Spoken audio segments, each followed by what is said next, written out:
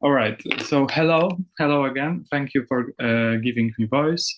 I think that we are like 10 minutes past the schedule, but we will not have the first planned participant in our session. So I'm free to decide that we can just make this session a little bit longer and end it quarter to 1 p.m. Central European time.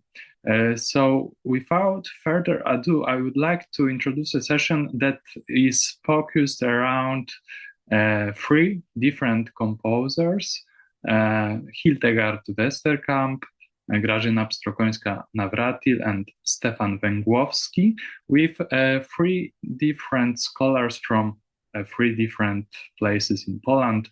Małgorzata Heinrich from the University of Warsaw, Katarzyna Bartos from Karol Lipiński Academy of Music in Wrocław, and Barbara Mielcarek-Krzyżanowska from Feliks Nowowiejski Music Academy in Bydgoszcz.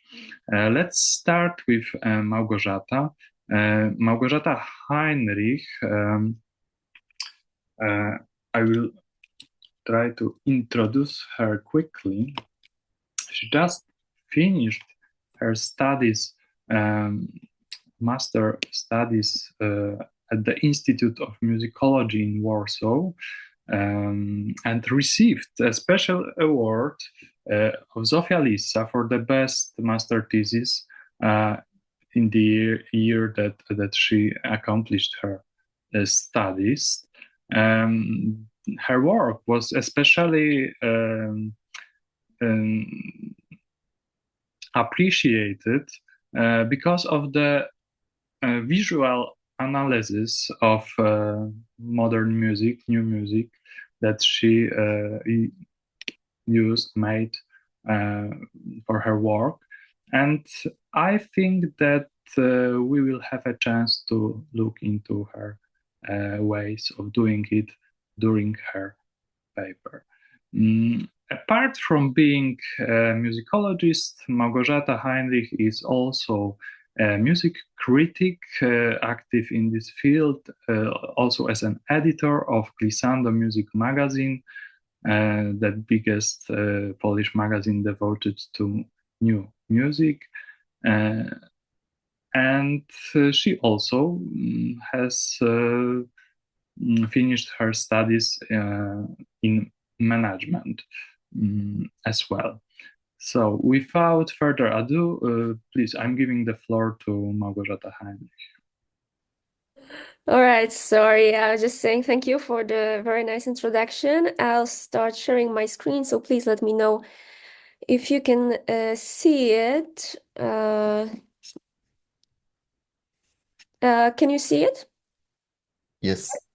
Great.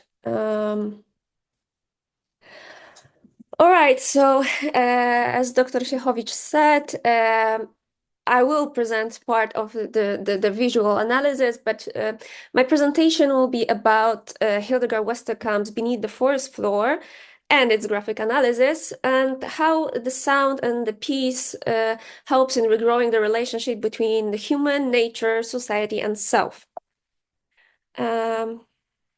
So first, I'll say a few words about Hildegard Westerkamp herself, then I will just quickly go through a little bit of theory of soundscape composition, because Beneath the Forest Floor is an example of such a composition, and it will offer nice framework to move on then to Beneath the Forest Floor itself. So Hildegard Westerkamp is a German-Canadian composer, a researcher and an educator. She finished University of British Columbia and then worked at Simon Fraser University for many years. She was a member of the World Soundscape Project, and she was a close collaborator of Murray Schafer. She's also the person who coined the term soundwalk in the meaning of any excursion that is focused on listening to the environment. And she described the practice of it. She had also a substantial role in setting up World Forum for Acoustic Ecology, and she was an editor-in-chief of its journal Soundscape. And in terms of her music, It's characterized by the material derived from the real environment, almost entirely. She composed almost entirely from field recordings that she often makes herself. So her music has a very strong ecological message. But she's also, in her voice, we can hear the interest in speech and narrative. So we can often hear her narrating her own works. So moving on to soundscape composition, many different composers and scholars were defining it and working in this field. But in this moment, I would like to remind the Hildegard Westerkamp's definition, soundscape composition. So she defines it as, and I quote, its essence is the artistic sonic transmission of meanings about place, time, environment, and listening perception. Each soundscape composition emerges out of its own context in place and time, culturally, politically, socially, environmentally, and is presented in a new and often entirely different context. A soundscape composition is always rooted in themes of the sound environment. It's never abstract. So even from this short definition, we can see that the context is a vital part of soundscape composition, and it can be divided to three areas: the physical context, which is the place, the environment, the time, the social aspect of it, so the cultural background, but also the economic, political context, and the cultural heritage as a whole, and psychological, so more on this individual level. So the emotions, our connotations, metaphors, etc., etc. So just to summarize quickly, what is the most characteristic points of soundscape composition is the use of recognizable environmental context and sound. And it explores the sound's internal complexity, so acoustic properties, but also its external symbolism and the relation to the outer world. And therefore, it's force meditating and building the relationship between the individual, community, and environment in an acoustic communication continuum, because the sound is not only the representation of the world, and it comes from the natural world, but it's also the trigger of memory, tool of arts, an element of everyday life, and emanation of mythical and supernatural force. So it communicates much more than the reality of the environment, and it reminds us of our links to nature. It also serves educational purposes. It teaches to listen to environmental sound and how to put attention to it. And ideally, it should encourage activism and action towards the improvement of the quality of the soundscape and environment as a whole. Although it doesn't have any specific formal structures, usually, that are typical, but there are some approaches that composers usually take to create it. So the first one is the level of abstraction, and it differs. It's a continuum from a documentation to a virtual soundscape, which is not real, but focuses on this mythical, symbolical aspect of the sound, the perspective. So whether there is a perceived movement in the composition. And in terms of techniques, they are typical for electroacoustic composition, but those transformations are not only aesthetic, but also they are meant to sharpen the inner feathers of the sound, and show their hidden components and features, or even show hidden sounds. For example, Hildegard Westerkamp in Kids Beach Soundwalk managed to record the sounds made by barnacles. And moving on to Beneath the Forest Floor, so few general information. But please let's have in mind all I said about soundscape composition before, and it was made in 1992 for Canadian Broadcasting Corporation, and it represents a real place, which is forest in Carmana Valley on the west coast of British Columbia in Canada. And it represents what Hildegard Westerkamp calls Urwald, which can be translated to a very ancient forest. And it's made entirely from environmental sounds, including water, winds, the sounds made by trees, but also birds like jays, wrens, thrushes, and the raven, which is very important for the narrative of the piece, but I'll talk about it a little bit later. And there's only one human-made sound, which is the sound of a chainsaw.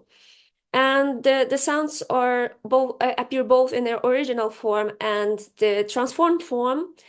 And the piece as a whole offers mixed perspective because we jump through different scenes in the forest.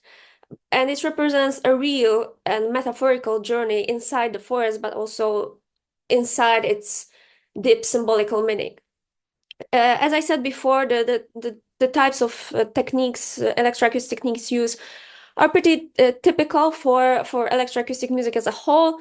The one thing is that it's a stereo piece, not a multi-channel piece like most of the soundscape compositions are, because obviously it was made for the radio.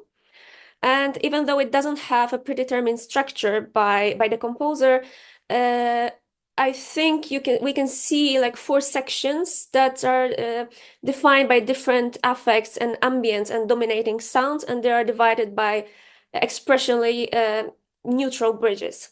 And obviously the main message and the most straightforward message in the piece is the issue of deforestation, so the ecological aspect, but it also refers to topics like native cultures, the myths, the legends surrounding the ancient forests and the ancient nature. So here are a few pictures from the forest of Carmona Valley. And just I would like to offer a quick overview of its structure. So the first section is a kind of exposition. It's a presentation of the forest and its, let's say, characters, so the birds, the water, and from the very beginning we can hear the transformed raven sound, which I'll talk a little bit later about. The second part is what I call the battle between forces, is the most dynamic part, and it's the battle between the destructive human force that destroys the environment, and it's represented by a chainsaw. And this more darker, the darker, the mythical, the dangerous power of the forest. We can hear the storm, the wind, birds are flying around and shouting. And so this section is very it's very different from other sections, because in the forest is presented more like in a very calm, peaceful manner. So it explores this a little bit darker side of it. The third part is what I call Quiet After the Storm, and what Leilandi calls environmental counterpoint of water and birds, which are harmonized, and this harmony is opposed to the chaos of the second section. And the transformations of the sound here are very gradual, and they blur the line between the real and the imaginary, and focus a little bit more on this oniric atmosphere.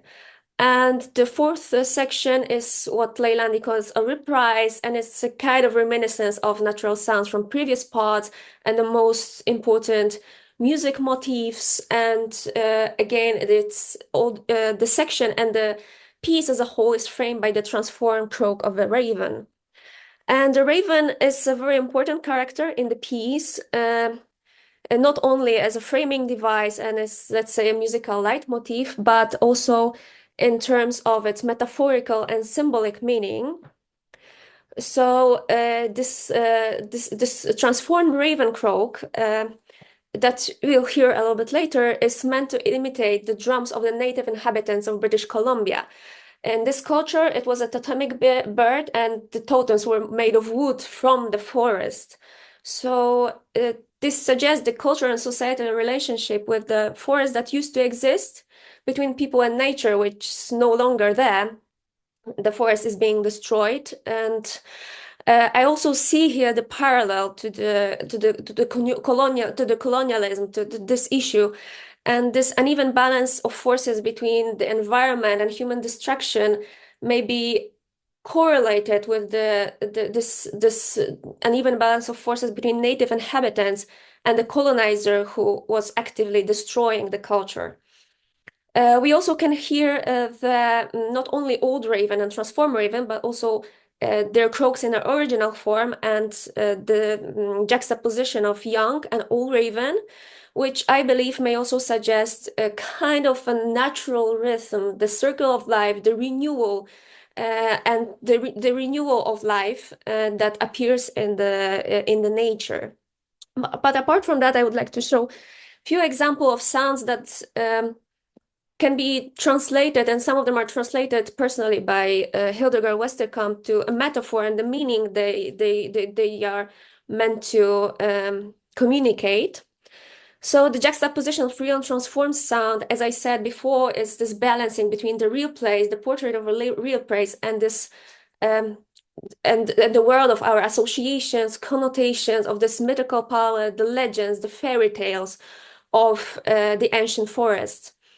The transformations are kind of looking inside the sound, so getting acquainted with the intricacies of acoustics of the sound, but also exploring the network of meanings and looking for this inner forest, inside the sound, and what it means to us. So looking for our personal connotations.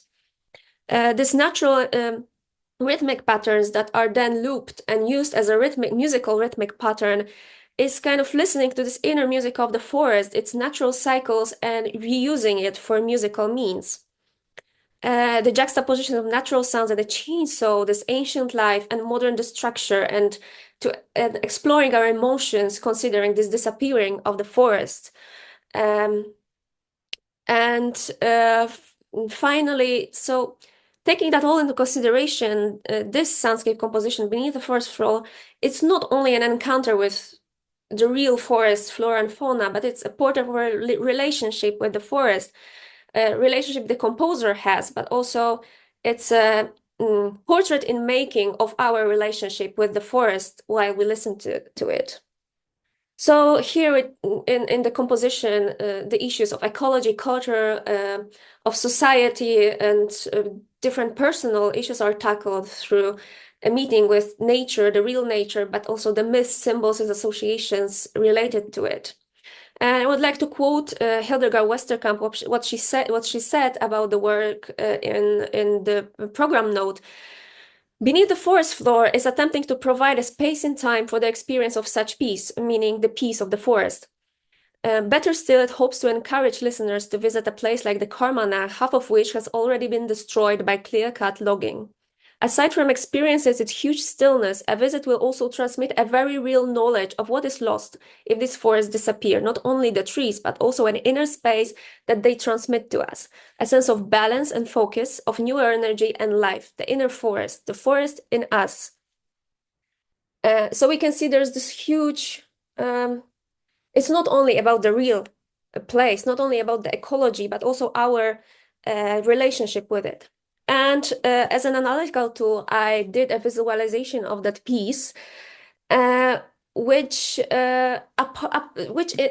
in fact wasn't only not ended only as an analytical piece, but I believe it can be a very nice educational tool. And it was pretty nice educational tool for myself, because I wouldn't be able to recognize all the sounds if I weren't doing it. And I use a free software, iAnalyze 5 by Pierre Coupery, to do that. And I try to show to have a correspondence between the sound and the representation. So sometimes it was pretty obvious, like this saw you can even hear on this short clip here. But usually they were just symbolic. The colors, the shapes were I wanted to represent the structure of a sound or the source of the sound. All the same sounds were marked in the same way throughout the analysis, so they can be recognizable even if they are transformed. So the analysis was both causal, morphological, and formal. And this analysis has 3 layers, as you can see. The first one is linear spectrogram. Then we have this graphic level and waveform level. And I would like to show a short excerpt from it. The piece starts quite quietly, so if you cannot hear, please just turn. Right. Sorry for that. Cześć, jestem Zam. Really aggressive nowadays.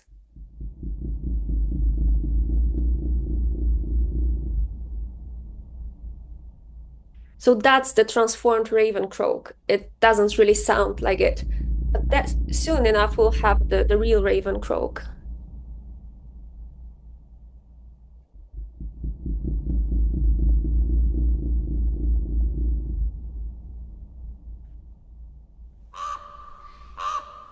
Okay, I'll move it a little bit.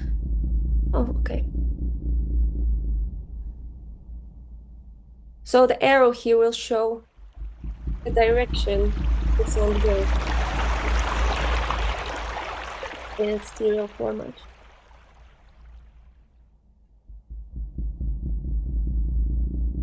I'll move it a little bit further to show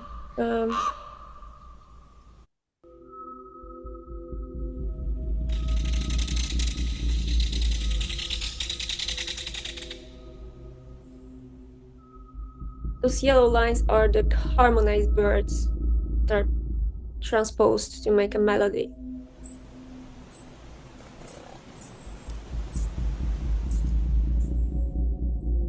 And I'll move it still a bit further to the second section.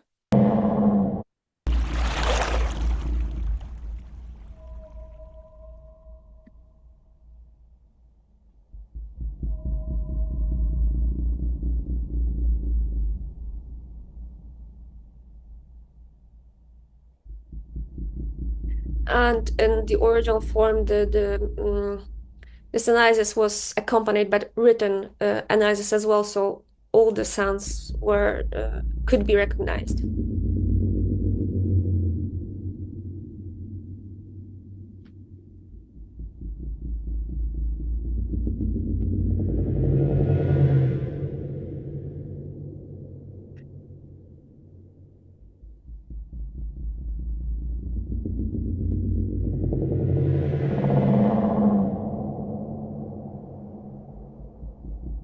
And I move a little bit further.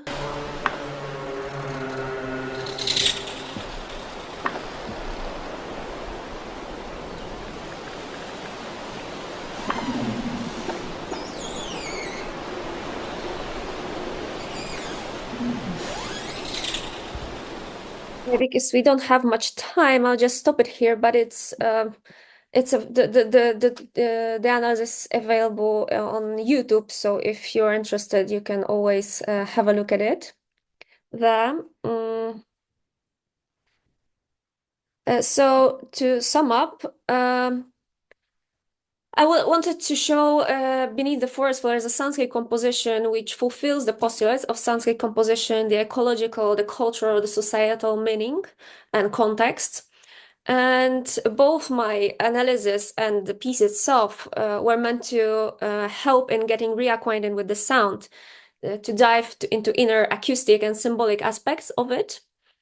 And show the symbolic and real portrait, and it shows symbolic and real portrait of the forest. So through the exploring of the real image of a real place, it's supposed to show us and help us understand what it means to us individually and culturally, and what place it has there. And my graphic analysis, it was an analytical tool at first, but it became a listening guide both for me as a person who made it, but I think it can serve as an educational tool as well. And it's kind of meeting with your own perception, where do we put our focus and how do we hear the sounds. And but I would like to end my presentation with a question of influence, because what I show was a kind of idealistic image, and the postulates that soundscape composition has also well, we hope they work in an ideal world, but I would like to leave us with this question: is there any real influence, and if there is, how these types of composition influence our perception and our understanding of the world, and does it encourage us to take actions? Thank you very much. And please don't hesitate to ask questions. I'll be happy to answer. Thank you very much, Małgorzata, for perfect time discipline. Keeping the time is your strong point, as I can see, but also the music analysis you've made. It is just wonderful.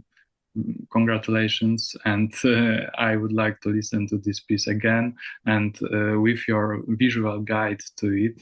And it is something that is very interesting to me. Just to start the discussion, I will have two short questions for you, and then I will move on to the questions from the audience. We have comfortable 10 minutes for the discussion, so I hope everybody will be satisfied. The first question is about the title. It seems enigmatic to me, a mysterious title, because all of the sounds that you described were the sounds that are there in the forest, above the forest floor, not beneath. So why? Why do you have any idea and intuition why the title was chosen like this? You know, of course, that question can only be answered by Hildegard Westerkamp herself, but how I understand it is this beneath the forest floor is not a literal meaning that we are putting a microphone. Yesterday was a great presentation about listening to things in water, under the soil, in the air. But it's not that in this piece. I think it's this metaphorical meaning that this beneath the forest floor, we are not only listening to things that are out there, but we dive deeper into it, to the sound as an acoustic phenomenon, but also to the sound as a cultural phenomenon, cultural symbol, metaphor. As you said yesterday, this about the forest and about German kind of representation of the forest, of this a little bit more dangerous power. It's also present here. Let's remember that Hildegard Westerkamp was born in Germany and she emigrated when she was 20. So it's also part of her culture. And that's in this piece, we can hear both this calm, this serenity, this safety of the forest, this life-giving, but also this more dangerous side. So I think it's this beneath the forest floor is just diving deeper into this metaphorical meanings and into the acoustic phenomenon of a sound, because many of them are transformed. What is this leitmotif, this thumping sound? It's actually a raven, right? We wouldn't know it's a raven if Hildegard Westerkamp didn't tell it to us, right? But apparently such rhythms are inside the sound if we slow it down and if we look into it. That sounds perfectly reasonable. I think that she could like write her name beneath this explanation. But the other question that I have is like connected to what you said, because I wonder whether this forest of her, we know that the real forest is this forest in Canada, but whether this imaginary forest, the symbolic one, isn't really the forest of Germany, because she and it is actually the question of the raven, because for Native Americans, raven is a very special bird. It has in Native Americans mythology, raven is a trickster. He is a cheater. He steals something. He's clever and cunning. He's like someone like Prometheus for Greeks, or Loke for the Nordic people. So it is someone who can like do something to change the world. And what you say, this idea to change world with art is a part of this endeavor that we call environmental music. So how would you react to this? Well, I think it's very probable. I mean, I don't really know the differences between, let's say, native inhabitants of now the US and the Canada, how it differs. to be honest, if there are any like major difference, but definitely the raven is also important for the culture of native inhabitants of British Columbia. So I think it's very, very probable, and it really sticks with the message of the piece. So I don't think that the raven was chosen like haphazardly. I think it was. Especially that it's stressed that it's cultural meaning for the native people of the place. It's stressed in the piece, so I think it's a very deliberate choice. Thank you very much for that answer, and I will invite answers from the audience. Anyone, please raise your hand. Yes, Jagoda Szmytka.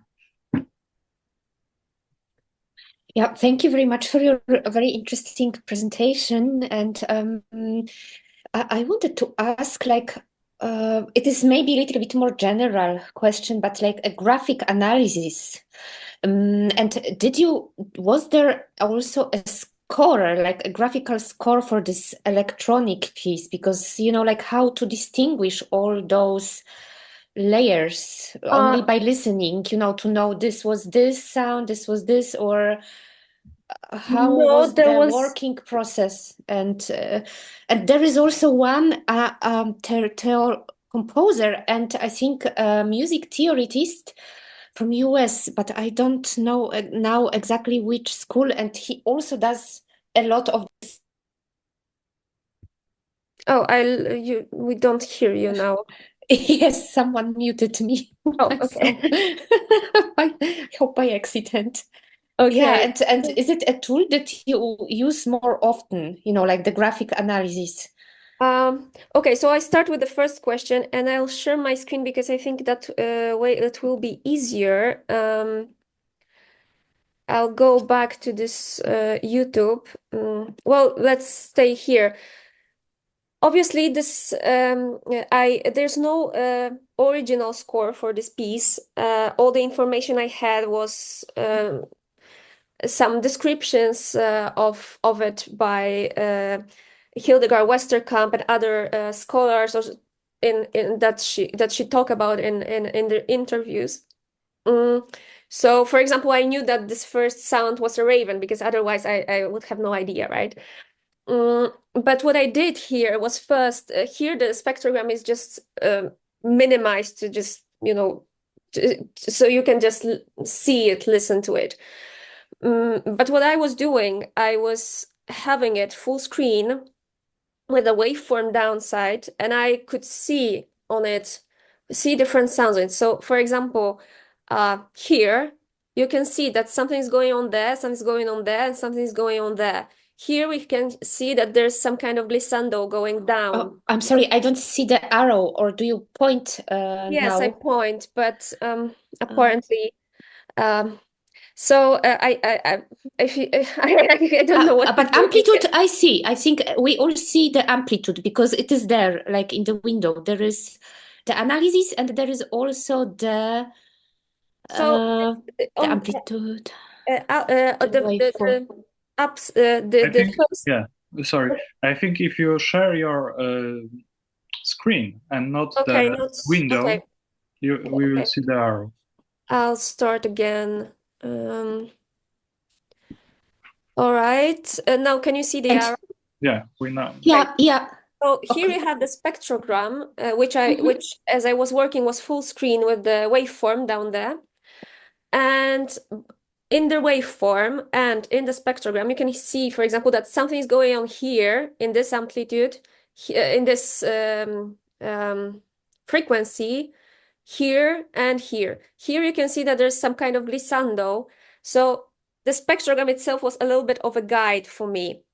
But then I just had to, I spent a really lot of time on it, just looking for these sounds and to describe them. And if I show you just one place where here, for example, there is this choir of birds. Obecne pokolenie będzie żałować, że nie weszło do branży sztucznej inteligencji. but YouTube is very aggressive lately. Yeah. So you can see this choir. You can see that there's a lot of going on there, and those what I chose. Those melodies I chose to show by the lines. It was kind of my arbitrary choice because there are too many voices to represent them on here for it to be readable. So sometimes with just arbitrary choice how I hear it. So yeah, it was complicated. Sometimes I had to slow down the recording. Sometimes I had to speed it up a little bit to check if it's if what I do has any point, right? But yes, let's say my score was the spectrogram basically mostly and my ear. And if you could remind me the question you asked. Yeah, actually there is more, but do you know like which sort of sound processing she was using? Like, because was it only transposition, like the sounds that are out of like hearing range or something, then they were transposed? And I think also of pulsars by Grisey, like this thing also, because there was also this transposition. So, for example, those this choir of the birds, as I call it, those are transformed songs of the birds. So some of them are slowed down; they are transposed to a different rate to make the melody. Some of the sounds are just slowed down. For example, the raven. Some are filtered. Well, it's hard to show all of it, but many of them are filtered, and just some aspects of the sounds remains. I would say that the techniques were pretty typical. I mean, I'm not a composer, but I analyzed quite a lot of electroacoustic music. To some sounds she added reverberation, to some she looped, some she filtered and looped, or filtered, transposed, add reverberation, and then slowed down. So it's really hard for me to tell like each sound because some of them were original, some of them were transposed in very different ways. But many of and them also just let me finish. Still had this recognizable quality about them, that we hear that it's a bird, right? Yeah. But why then Bini of the forest? Because they fly above. So this is like, I even checked if Beni af means really like below, because it's like, so this is weird because what is above now she puts below, like I don't know. And actually I answered to Dr. Siechowicz that I believe that beneath is more of a metaphorical meaning, looking for the metaphorical meaning, this lower layer of something that is hidden inside the sound. Something deeper. Yeah. Sorry to interrupt you. Yeah, I'm very sorry, but one last, just because maybe it will come back. Can we move it to the after the two papers, or? Yeah, I mean, if you want to ask me questions, I'm on Facebook. You can also write me a mail on this address. So I'll be happy to answer all your questions. It's just one general, I think, because it comes back in more presentations like this nature, because I think because also you touched this topic again, like forest, especially in German speaking culture, it might be a very weighted topic, and how we approach nature today, because once we land in this romantic era, and then we think about composition and this all organicity. This was also, I think, yesterday topic, right? This, what is it? And you also touched it, yeah? So how is with the values of today, let's say, and the different world, how to approach again the natural world, and also with this all Anthropocene and so on, and this ecologies, three ecologies, and there is so many discourses. But yeah, I think it's a bigger topic that comes back here in this conference. Yes, definitely, but I don't think we would be able to answer it in a few minutes because, as you said, it's a huge topic. And I think each scholar, each researcher, each philosopher, each composer, and each individual person, whatever they do, approach it completely differently. That's what I showed here was an approach by Hildegard Westerkamp and a little bit by me, by this graphic analysis. But I think it's a huge topic, and it's just not possible to answer it in any sensible way right now. Yeah, we should definitely talk more about it. And I thank you very much for that. Thank you. And I think that it will be with us for the rest of this panel at least. And I'm sure that Katarzyna Bartos, who is now taking the lead, will also touch on this in her paper entitled Depicting Japanese Soundscapes in Grażyna Pstrokońska-Nawratil's Słowik i Kamień, that is a nightingale and a stone. Katarzyna Bartos holds a PhD in music theory. She's a specialist in Grażyna Pstrokońska-Nawratil's music. So this time we have a paper that is very close to her expertise. She is also a musicologist and a literary scholar interested in music in new music, and especially I think music of our part of the world, Central and Eastern European music. Her interests are centered around history and contemporary music, its aesthetics, analysis, and interpretation. So I'm very curious to hear what Grażyna Pstrokońska-Nawratil means when she speaks about eco-music, and this is something that the party should answer the question of Jagoda Szmytka. So, Katarzyna, now, please take your lead. Thank you, Paweł. When I was listening to your paper, I was thinking about almost the same things. If I chose a different piece by Pstrokońska-Nawratil, we would have almost parallels, but there is no raven in Pstrokońska-Nawratil's music. There are hummingbirds. So there is also rainforest, there's forest, a lot of water in this music, but she doesn't use recordings. So this is somehow the same approach, but different effect. So, as we were saying, I will be talking about Japanese soundscape, which is very unusual to Pstrokońska-Nawratil. At the same time, it's very normal to her. So I will be explaining this somehow different state of her music. As she said, music is an audio organism. Its duration progresses in time and space. When stopped, it dies, similarly to other living Earth organisms or stars in space. Music is entirely subject to the rules of life. It is born, grows, fades, it dies. It is renewable. It appears with every performance, can reincarnate. It is reborn in a new form, sometimes centuries later, with a different look, for example, played on different instruments and with new orchestration. As a genre, it is a subject to continuous development. At the same time, it is a permanent life chronicle of our life. These words come from an article entitled Ekomuzyka by Polish composer Grażyna Pstrokońska-Nawratil. Although the text was published in 2005, the term was used by the artist for decades, at least from 1980s.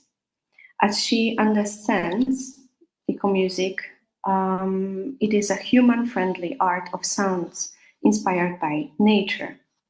In her text, she focused on phenomenon of transferring natural forces from the human environment, earth and space, to enlivened art, music.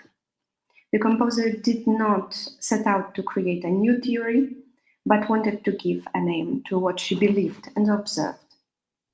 Before I go further, of course, I shall underline that though there are many composers now and musicologists that are using the term eco-music or ecomusicology, but Pstrokońska-Nawratil's propositions were developed separately and are linked to her sensitivity, way of seeing the world, especially her post-humanistic and biocentric ideas. She also has synesthesia, which can be seen when analyzing her color code, which is combined with natural elements. Therefore, I will focus on not on comparing the definitions, but just present Pstrokońska-Nawratil's output and some ideas. Apart from of the neologism, eco-music is word eco, which is defined by the composer as home, surrounding, or friendly environment. The artist perceives eco-music not as a tendency that came into being at a particular historic moment, but one that has been present since the very beginning. It constitutes art that is human-friendly, beautiful, and true. Art in which one might find home. Grażyna Pstrokońska-Nawratil's understanding of eco-music has a particular link to the philosophy of St. Francis of Assisi, but later on, it shifted towards ideas similar to deep ecology or post-humanism. According to the artist, we are a part of the world, but also the world is us. We are all part of an earthly family and belong to one enormous cosmic family. It suffices to add just one more thing, our sister, music. Pstrokońska-Nawratil found out that there are three biggest inspirations for eco-music: birds, water, or narrowly, oceans and celestial bodies. She also suggested rules of eco-music, which are: bird song is a primordial structure of music. Ocean is an archetype of the great musical form. And lastly, cosmos is a primordial model of time and space of music.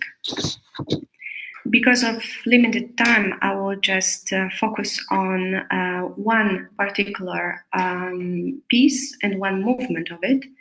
And I would like to let you know too that there is an article that goes further on the concept of eco-music, and it is published in Musical Analysis, Historia, Teoria, Praxis, and it will be also published in my upcoming monograph of the composer. The piece, Słowik i kamień, is a part of a cycle, Reportaże. Its name was inspired by literature and photography, in which a reportage is a kind of report from the certain planes. Pstrokońska-Nawratil intends to capture the sound sphere of a country or a particular place there. As she said, for several years now, I have been able to travel for pleasure and to fulfill my dreams. Earlier, the time allowed for artistic trips. The dominant elements of these expeditions are not necessarily the attractions listed in Bedekas. My reportages are faithful representation of unusual places with their colors, temperatures, vibrations, and magic translated into the sound dimension. They are whole images stopped and captured right there in a musical frame, and thus immortalized and passed on. The cycle of musical reportages consists of 7 pieces inspired by visits to, for example, New Zealand, or rather Aotearoa, Japan, Egypt. The prototype of this genre, although not called a reportage at that time, was Como el Sol y la Mar, a concerto for flute and orchestra from 2007. From the cycle Myśląc o Vivaldi, Thinking of Vivaldi. Although Grażyna Pstrokońska-Nawratil's music came to Japan in 1990s, which was associated with a premiere of her Terra, dedicated to the victims of the war, the composer herself visited Japan only in 2013. The views and culture were inspired the creator to compose the last 7th part of the reportage cycle. She completed it in 2020, and then, or more precisely on 20th of September, it was performed during the Warsaw Autumn by Quadraphonic Ensemble, and the ensemble consists of Emilia Sitarz, Bartłomiej Wąsik, who played pianos, Magdalena Kordylasińska-Pękala, and Piotr Maślanka, who played percussion instruments. As the composer wrote, "The Nightingale and Stone is a reportage from Japan. The main motif is a multi-sound haiku that takes different forms during a journey through a shifting palette of images and phenomena, such as dry gardens, nightingale floor, green fields of tree, and a suicide forest, cedar groves, painted cemeteries, all the way to the vermilion gates of temple and a monumental golden statue of Buddha. The peace of Zen will flow from the mystical whiteness of mountain Fuji." The piece is not only inspired by nature, but also Japanese culture and art. The inspiration mentioned by the creator have already been reflected in the titles of movements, which are Dry Garden, Nightingale Floors, Element Wind, Green Fields of Tea, Ikebana, Element Water, Suicide Forest, Element Earth, Colorful Cemeteries, Yizo, Vermilion Gates, Tori, Buddha Statue, Element Fire, and some kind of coda, Fuji, Zen, Element Haven. The artist thus refers to a different division of the elements than the one currently used in Europe, which is a kind of exception in her output. In Japan, the presence of 5 elements called Godai is recognized. Those are Chi, earth, Sui, water, Ka, fire, Fu, air or wind, and Ku, emptiness or ether. This typology results from Buddhist concepts, but is also influenced by Chinese and local teachings. Individual elements are represented in temples and gardens by specific stupas, gorinto, which consist of 5 parts in different shapes, as we can see on the slide. Returning to the titles of individual parts, each of them suggests a certain reality beyond the work. In the first movement of the composition, the artist refers to dry gardens, Kare-san Sui, and they have been created since 16th century to be able to stop, meditate, contemplate in them. Their appearance might be a little bit surprising for people accustomed to European gardens. An important place in them is occupied by stones, gravel, and sand, which are raked in a specific way, which resembles waves. In the same part, the title of the movement also refers to nightingale floors, which are called in Japanese Uguisu Bari. And let's listen to the sound sphere of Kyoto, where you can hear the nightingale floor.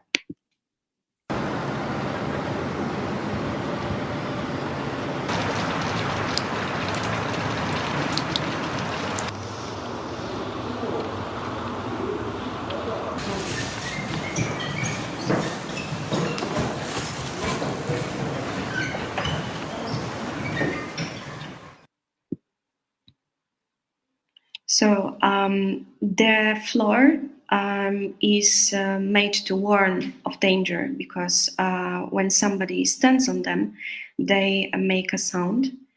For this purpose, special nails are used in the construction, and the high piercing sound might resemble the sound of a bird. And let's compare to the actual sound of the nightingale.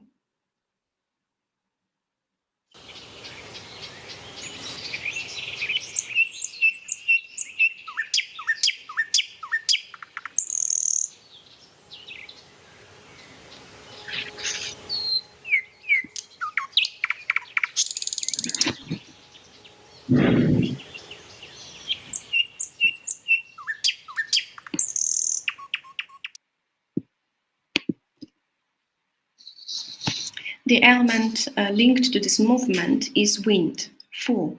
Air or wind is represented by that which moves freely. It is also connected with thinking and personality. In the first movement of the piece, each performer has to play on few instruments. First, percussionist plays on hanging bells that have a high and piercing sound, geophone and 2 maracas. Second, percussionist plays on crotali, hyoshigi, wooden blocks, waterphone, tam-tam grande. They use bow, chopsticks, small metal rods, and bells. First, piano is prepared by placing 3 thin sheet metal pieces on strings. Second piano has also a bamboo mat on the strings. It is worth noting that the composer uses natural elements or instruments containing them. They are wooden, they contain metal, which is a kind of element in Asia. And there is also water inside those instruments or rocks. All the preparation and instruments help to create a specific sound sphere. In the annotation for the performers, the composer describes what sound should be produced. On geophone, which is an instrument invented by her professor, Olivier Messiaen, it is an effect of a mat hum. On tam-tam, all of the articulation helps to evoke the squeaks. The usage of bamboo mat is compared to the effect of combing or raking the sand.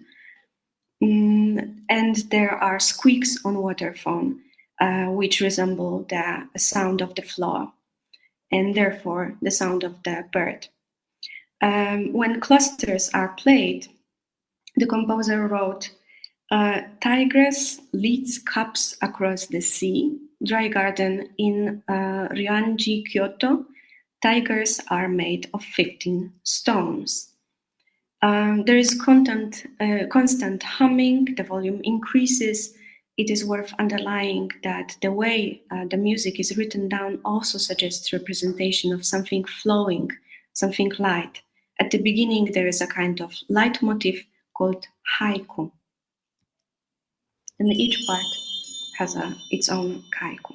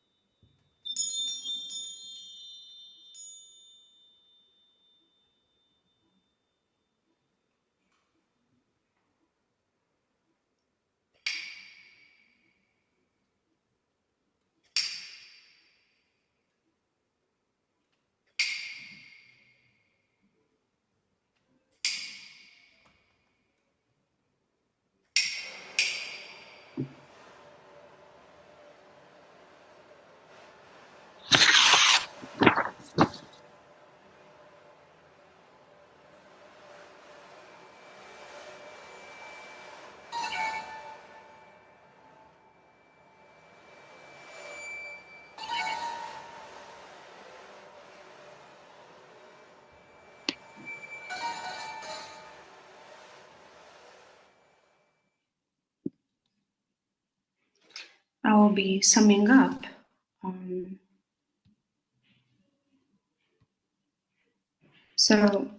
Here you can see the color connection to the elements in music, which is a kind of synesthetic way of understanding the world around Grażyna Pstrokońska-Nawratil, but it is not used every time.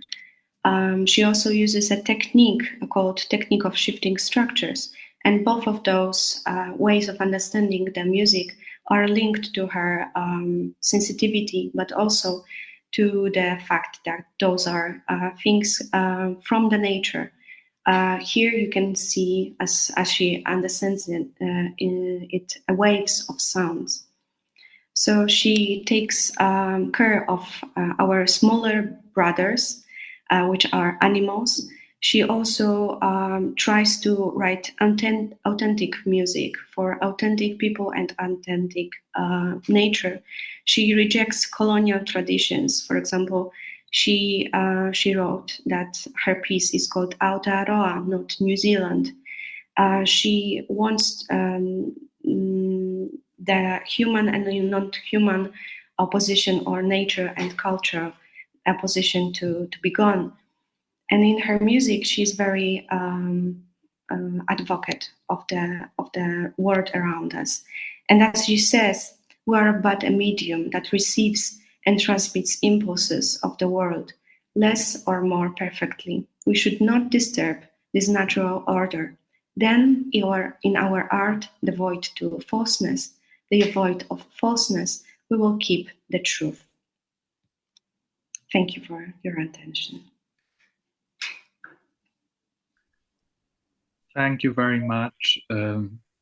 I'm very much looking forward to your book about Pstrokońska-Nawratil. It sounds like a very fascinating musical that I would like to get to know better.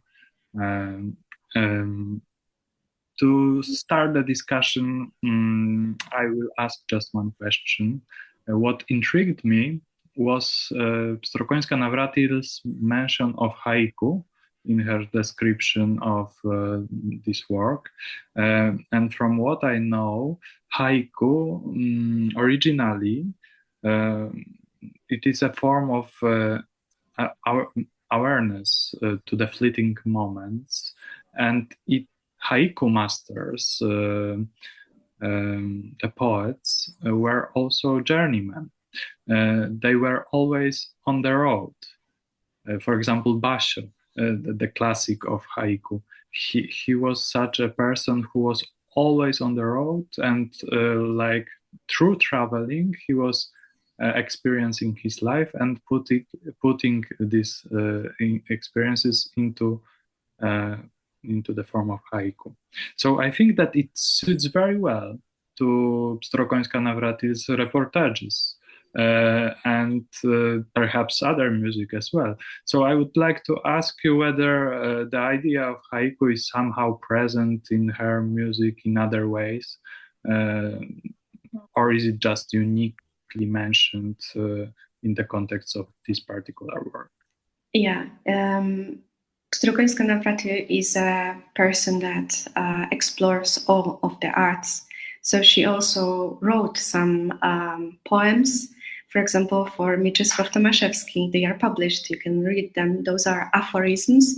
So she's used to writing poetry. Also, if you analyze her pieces, there are a lot of connotations between music and literature. All of her titles are also poetic. But here I think she wanted to connect it strictly to Japan, to make it more Japanese in her way of understanding the culture.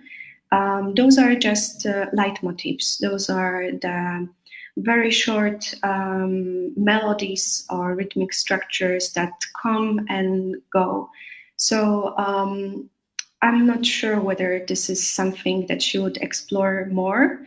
I think that was very particular to this piece. Okay. Nevertheless, it sounds just to me very inspiring to connect this idea of haiku to this work, and to treat leitmotifs that like testify to her experience of nature, like these forms of poetry that also serve the same function. Thank you very much. I would open the floor for the participants of our meeting. Does anyone would like to ask a question? It is a time to do that.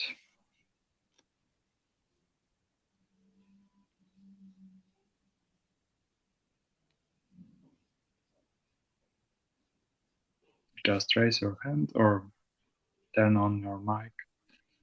Miss Jagoda Szmytka again, please. I'm sorry, it seems I have maybe too many questions. But again, thank you for very interesting presentation. And I was thinking when you spoke about the garden piece, the last one, like I thought immediately about Sariaho. She also wrote like 6 Japanese gardens. Like I was remembering just Japanese gardens, and then I just Googled, it was like 6 Japanese gardens, and it is percussion, solo, and electronics, and I wasn't sure, but you are focused exclusively on Pstrokońska-Nawratil, and I don't know if they wanted, like if there was something between the composers, because like composers also like to address each other, and just this, like a very loose question from, Yeah, so about Sariaho, there is a very interesting fact because she's considered the first woman in IRCAM. But I didn't know it. But in fact, Pstrokońska-Nawratil, if she stayed in Paris a little bit longer, she would be the first. So unfortunately, when she was there, she was having her lectures by Messiaen and by Boulez, later also by Xenakis. Boulez told her, you can write your electronic music in IRCAM, we're just building it, but they didn't finish. So maybe her, that was 70s, late 70s. So maybe they would meet, maybe they would do something together, but it didn't happen. Sariaho is also connected to nature in a lot of her musical works.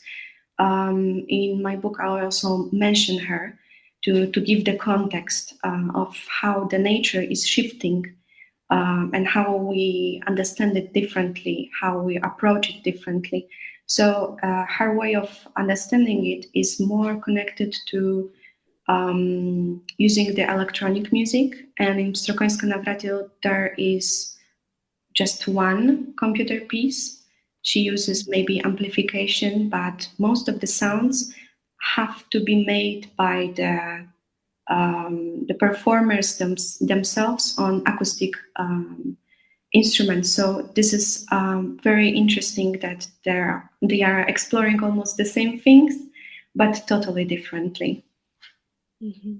But do you know if they ever met? I don't know, like some festival or somewhere, because it would be really interesting. I don't know. Like there is something, also like thinking of music aesthetics, like, okay, little bit, maybe far, but maybe it's too much to say. But there is a sort of this delicacy in the music, like I would say, like the poetic. This I would say, like in poetic of the music, something. Yeah, I would compare somehow Orion to Uroanna by Pstrokońska-Nawratil in terms of how the musical matter is composed. It's, for me at least, similar. They also reach to the skies, to the heavens, to the cosmos. So the ideas are very, very similar. And I would also point out that the music by Pstrokońska-Nawratil sometimes is similar to Kramp's music. So I think that there is just this euphonic shift in music in 20th century. So maybe, and this is the answer. But I have to ask Professor whether she met Sariaho. Maybe, but I'm not sure whether they spoke about the ideas. Okay, thank you very much for these questions and answers, and congratulations on your wonderful presentation. We shall now move to the last paper in this session. Professor Barbara Mielcarek-Krzyżanowska. She is a music theorist and musicologist affiliated with the Academy of Music in Bydgoszcz. She wrote a wonderful seminar book about musical folklore in the oeuvres of 20th century Polish composers, a must-read for people interested in Polish music. And she is an active writer, I would say. She cooperates with Sagittaria Publishing House, Polish Music Edition, and Opera Nova, and wrote dozens or of scientific articles and booklets for CDs, DVDs, and Blu-ray discs. Today, she will present a talk titled Silence is the Gathering of Voices. These are Norwid words. Sources of sounds in Stefan Węgłowski's music. I give voice to Professor Mielcarek-Krzyżanowska. So, Stefan Węgłowski, born 1985, is a rebellious and independent composer, producer, and live performer. He grew up in a family of outstanding visual artists, Dorota Grymczel and Apolloniusz Węgłowski, but did not continue his parents' passion. In conversation with Ewa Szczecińska, he said, "I never wanted to paint. It always seemed too easy to do what your parents do in life. I ended my adventure with painting at the age of 6 or 7. He graduated from the music schools in Warsaw, where played guitar and studied, among others, under the supervision of Szabolcs Esteny, who in an extraordinary way stimulated the musical imagination and creativity of his pupils. Stefan Węgłowski continued his education in the Feliks Nowowiejski Academy of Music in Bydgoszcz, the Faculty of Instrumental Music, guitar class of Krzysztof Pełech, and the Faculty of Composition, Theory of Music and Sound Engineering, composition classes of Dobromiła Jaskot and Bettina Skrzypczak. As my former student in Bydgoszcz, he was distinguished by his individualism, extraordinary sensitivity, intelligence, and a lack of humility. As a result of his nonconformist attitude and worldview he represents, he does not feel the need to belong to associations and unions, so works as an independent, non-affiliated artist. Apart from his creative activity, he teaches at the Faculty of Media Art at the Academy of Fine Arts in Warsaw. At the moment, Stefan Węgłowski is the only Polish composer to have released 3 albums with the prestigious Viennese editor Kairos Music, which specializes in publishing only monographic composers' portraits and only contemporary and avant-garde art music. His records from the Kairos label catalog are contemporary Jewish music from 1 to 7 and Phase 1-4. He published either a vinyl What is Hidden, released by Silesian Museum, and CD Smooth Inertia for Glacial Movements. Węgłowski's works, mainly chamber and solo pieces, using minimalist and spectral techniques, are often combined with electronic music and electronic effects. Since his studies, he has been fascinated by timbre, sound, musical color, amplification of sound, and the possibility of deconstructing and building the structure of sound anew using appropriate applications. In my opinion, his sensitivity to color is certainly related to the artistic atmosphere of the family home and his parents' works. The source of creative fascination by Stefan Węgłowski is a completely original composition by Luigi Nono, Remember What They Did to You in Auschwitz. It drew attention of the young artist, sensitive to the richness of colors, to original combination of sounds, at the same time sensitizing him to individual sonoristic explorations, to which he remains faithful to this day. The sounds of instrument and solo voices, produced in a traditional way, but also according to the composer's instructions, and the sounds of nature are presented in a non-obvious way, becoming a pretext for creating his own completely original sound vision. On the other hand, he dreamed on creating an ambient album that would match the level of recordings by his idols from the 80s and 90s, such as Ethan Rose or Aphex Twin. Creating music, an extraordinary soundscape, sometimes dark, gripping in its drama, as in the case of the first album, Contemporary Jewish Music, and sometimes ambient, focused on color and its specific pulsation, I metaphorically compared in the title of my presentation with the last line of the poem The Ripe Laurel by Cyprian Kamil Norwid. Silence is the gathering of voices. I have the impression that just like in Norwid's poetry, which requires concentration, full of understatements, forcing the reader to search for distant references between texts of culture, so in Węgłowski's music, he accumulates the baggage of experience and musical literature. This is the gathering of voices and the creation of new qualities from those that already exist, although first subjected to creative transformation. Let's look at artistic and musical experience of the composer. The atmosphere of the family home, sensitivity to art, and among its elements, in particular to color, remains an unquestionable issue. For the composer's parents, this was an important element of creative work, as confirmed by fragments of their statements and biographical notes. I am most interested in the rendering of form through light, said Dorota Grynczel, or in his works, he addresses the issues of light, color, and space. These are words from the biographical note by Apolloniusz Węgłowski. These elements, somehow translated into the language of music, will also be important for creating the musical language of Stefan Węgłowski. The artistic nature of the young man was nurtured by Szabolcs' Esteny, who both stimulated creativity and drew attention to valuable new music, so often being outside the repertoire in primary and secondary music schools.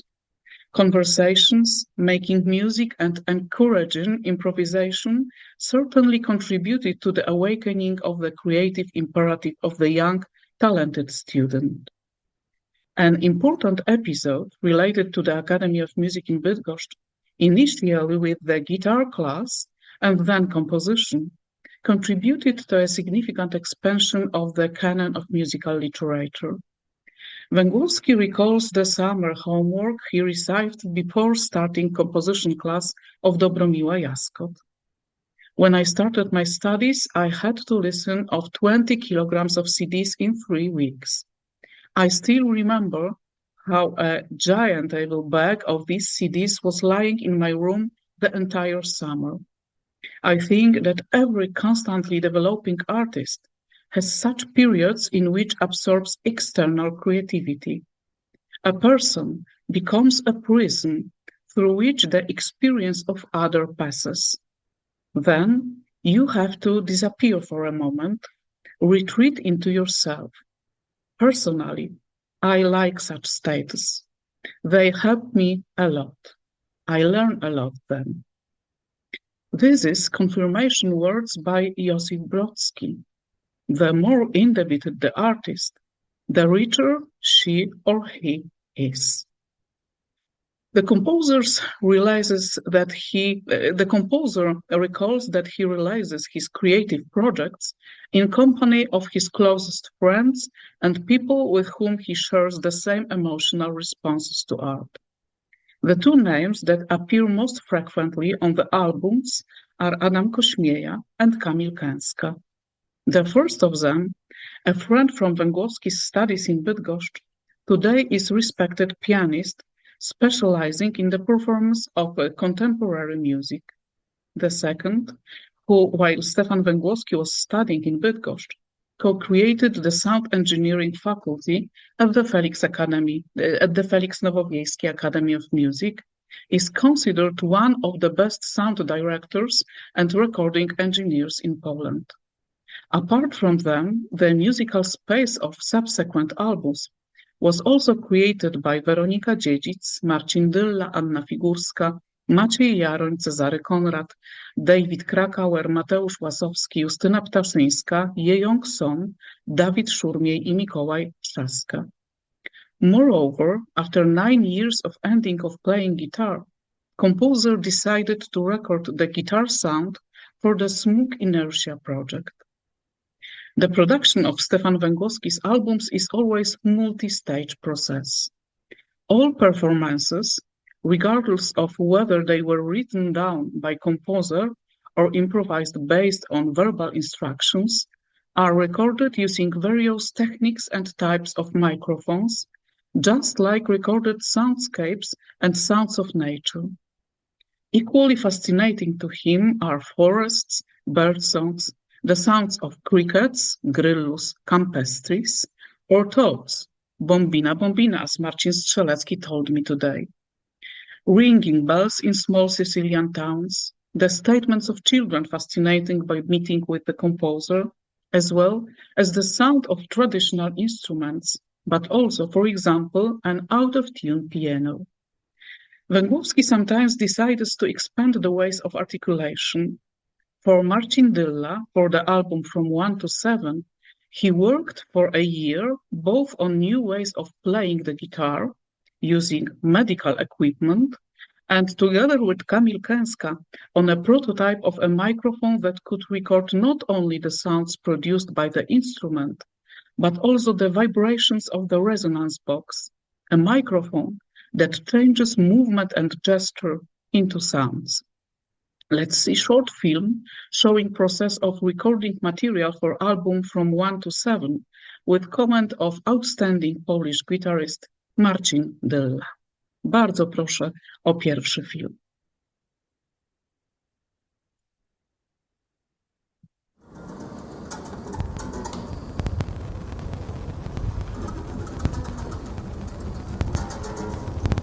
Wydaje mi się, że gitara jako instrument jest zwykle subtelny, intymny. Prowokuje nas, gitarzystów, do tego, abyśmy poszukiwali sposobów na większą ekspresję.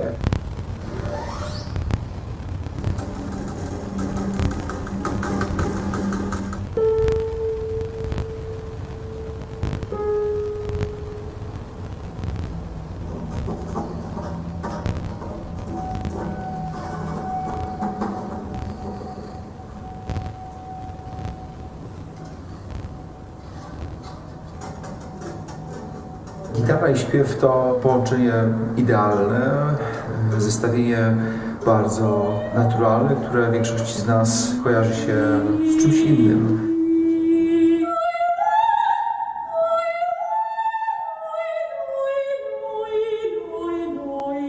W przypadku tego projektu, nad którym pracujemy obecnie z Stefanem Węgłowskim, to jest przejście na drugą stronę, czyli wgłębienie się w szmery, w brzmienia tektoniczne strun, płyty rezonującej instrumentu i to wszystko sprawia, że ten drugi świat, który nie prezentuje się nam wszystkim w sposób oczywisty, jest absolutnie fascynujący i jest tam ogrom emocji i ogrom ekspresji.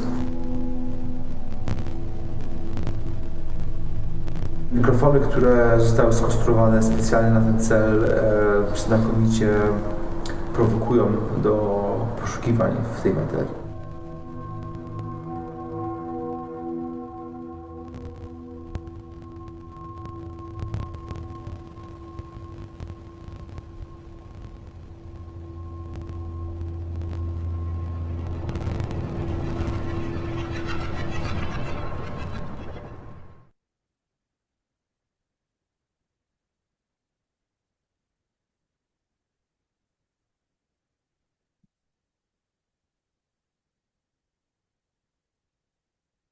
Dziękuję bardzo. Recorded samples become the basis for many weeks of search for new sound qualities and transformations carried out in the composer's studio. These tasks can certainly be compared to the activities undertaken in the past, among others in the Polish Radio Experimental Studio. The original sounds of improvisation, declamation, and sonoristic effects are most often impossible to recognize due to significant deformation or a kind of mosaic resulting from the overlap of various paths and the creation of complex multi-layered sound structures. The composer's workplace is, however, relatively modest, almost ergonomic, equipped with a basic set, a laptop and headphones. This configuration is supported by an iPad, Electron Heat small controller, and studio monitors Genelec. The material used in the audio example we hear at the moment was recorded in the village of Gałkowo, where there is a habitat of fire-bellied toads, which only in April, when the water temperature reaches 10 degrees, make specific sounds during mating. Composer recorded them, filtered and combining with piano sounds playing by Adam Kośmieja. Poproszę o drugi film i mniej więcej od 2:40 o wyciszenie ścieżki dźwiękowej.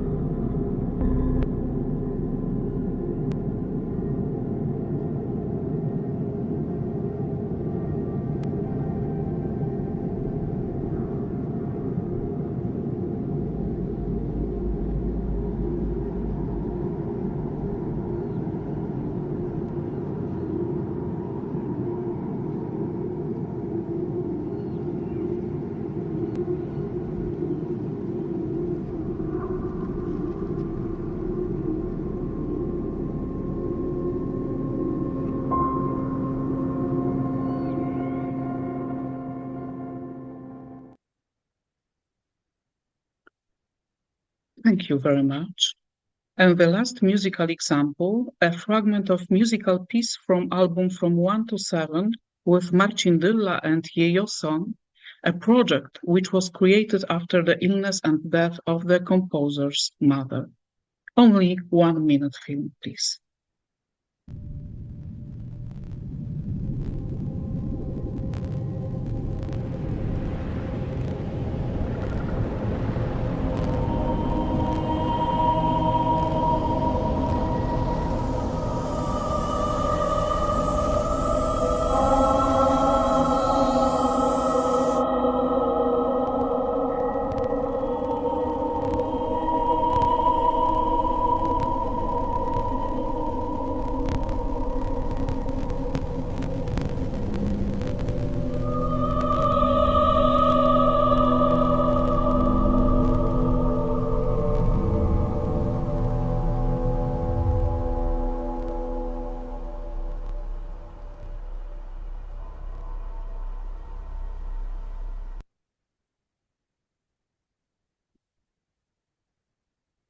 Dziękuję bardzo.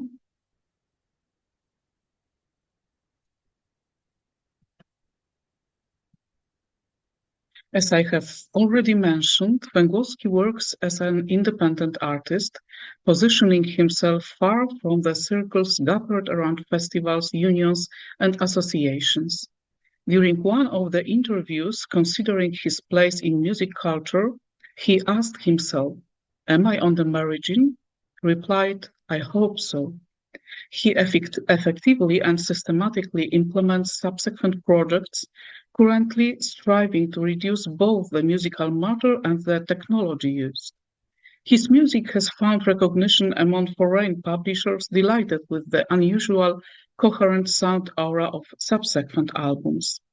In reference to the first album for the Kairos label, I wrote, "Węgłowski wants to convince the listener that at the beginning there was a sound that is disturbing yet interesting, difficult to define yet fascinating, traditional yet incredibly fresh, diverse yet combined into melting sounds, sinister yet hypnotizing, developing beyond time, continuous yet subject to the pressure of time through the dynamics of form. From the perspective of almost 10 years, I maintain this opinion. Sound in all its complexity and variety is for Stefan Węgłowski a starting and ending point, taking into account the context of musical dramaturgy.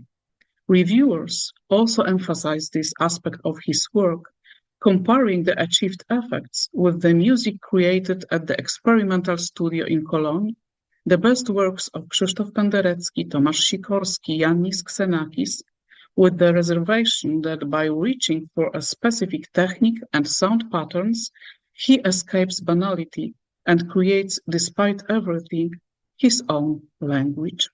Thank you for your attention.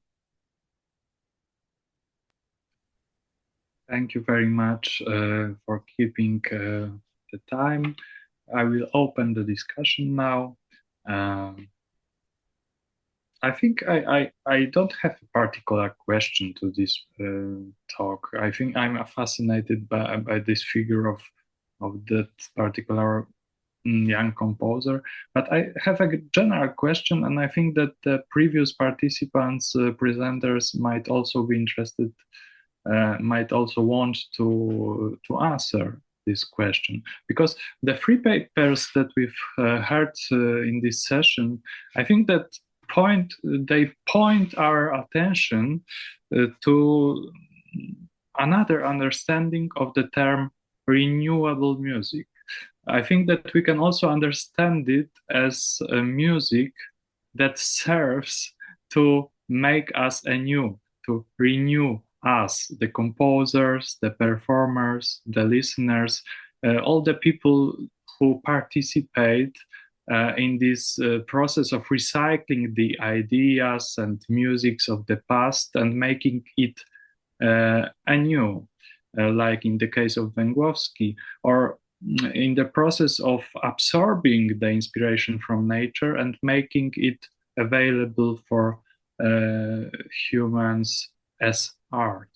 So I just wonder, what do you think about such meaning of the word, the term renewable? Yes, I think this is the problem. What we would like to say that is renewable. If we would like to use trashes, we can something like ecology in music. But in many examples of composers we were listened yesterday or today earlier, we have many propositions. Sounds, as you said, of historical musical works, sound of nature, sound of composing material, and composers' ideas how to make music anew with new equipment, for example, surgery equipment, as in Węgłowski's music. So it is a very, very wide theme and very wide problem. because the aesthetic of composer is the main issue, how she or he will think about this problem. Yeah. So what I'm thinking about just right now, improvising, is that also through like engaging in these recycling practices, using these old materials or ready-made materials, we also are practicing something of a psychological exercise for ourselves. So we are doing renewal for ourselves, and through this process, we create ourselves as artists or human beings. And I think it is also important, and a thing that we can stress particularly well during this session of the conference. Yes, yesterday I phoned Stefan once more and would like to ask him a question. What kind of forests, what kind of birds, what kind of animals would he record? And he told me, when I went to the nature, I could sit hours and hours, and it wasn't matter. It is bird, it is forest, it is wind. It was so exciting for me that I could stop everyday life, and it was something unusual for my normal life. But after that, he told me that it is not so easy to tell what kind of sound he will ending using in his works, because the 17% of project he has in his head, but 30% is sounds he can record. And it is not important where he went, who he met, the important is kind of sound and possibilities you can make with the sound. I have read that there were some problems with the musical examples, but the short examples I prepared are only the sample of music, because it was a 1 minute from 10 minutes duration for 10 minutes structure, and all elements are working just only if we will listen in all the musical piece. Thank you very much. Does anyone has other questions or comments to Professor Mielcarek-Krzyżanowska or other presenters who are here with us in this session? Please raise your hand and speak up.